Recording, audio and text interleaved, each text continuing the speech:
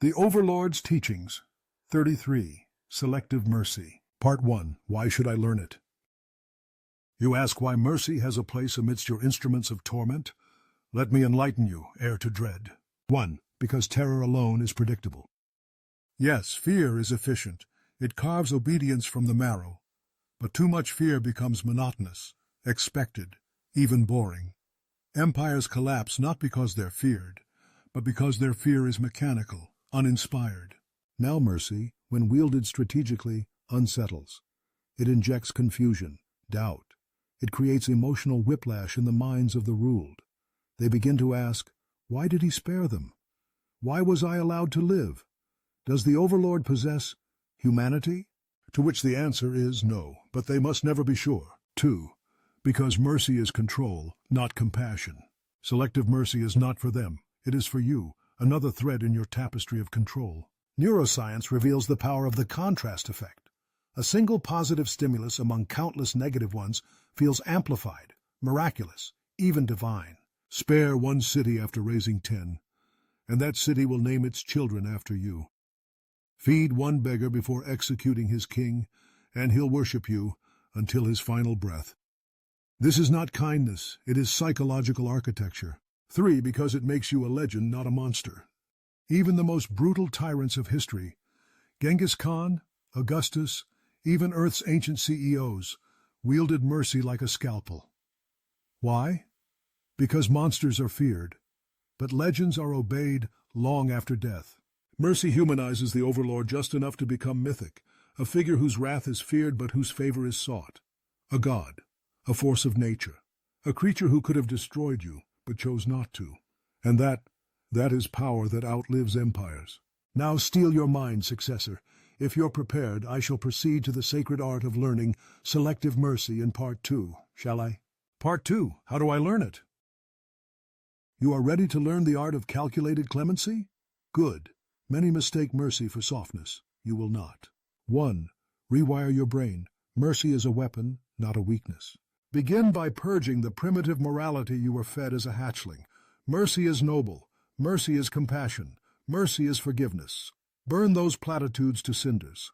Instead, study neuroeconomics, specifically the ultimatum game. You'll learn that humans interpret fairness emotionally, not rationally.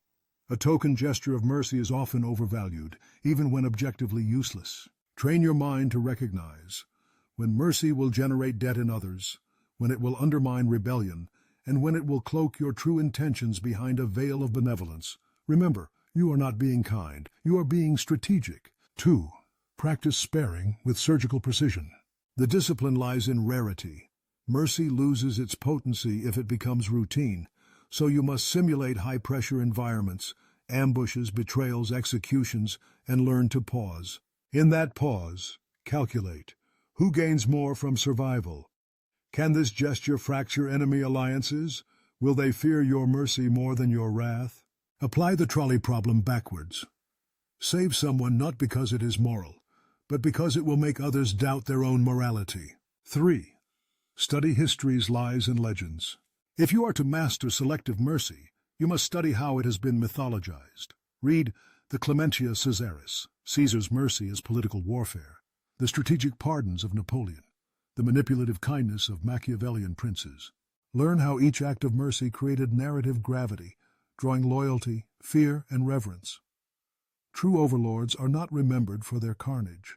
They are remembered for the handful they didn't kill. When you are ready, I will show you how to weaponize mercy to dominate minds and command loyalty in Part 3. Shall we proceed, successor? Part 3, how do I apply it to my benefit? You've learned the why. You've absorbed the how. Now, witness how the art of selective mercy becomes your most exquisite dagger. 1. Use mercy to forge invisible chains. Let me teach you the iron paradox. A spared enemy is often more loyal than a devoted servant. Why? Because guilt is a leash that tightens with every breath they take in your shadow. Spare one who expects obliteration, and they will spend a lifetime trying to justify your decision. Their loyalty becomes fanatical, irrational, even pathetic. Feed them purpose, let them think you see good in them. All lies. They are yours now, guilt-bound, duty-blinded. Kindness, when given by the god of fear, becomes divine. 2. Sow discord through undeserved clemency. Execute 10, pardon 1, and make sure everyone sees it, but not someone worthy. No, that would be predictable. Pardon a traitor, a coward, a fool. Why? Because nothing ignites internal conflict like perceived injustice. Let the competent rage. Let alliances fracture. Let whispers spread like poison. Why him? Why not me? Does loyalty even matter? Meanwhile, you watch sipping venom from a golden chalice. 3.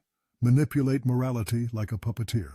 In a galaxy ruled by terror, a single act of mercy rewrites the narrative. You become a legend, a monster, with a heart. The rebels will hesitate, the civilians will worship, the historians will lie. This is cognitive dissonance at galactic scale.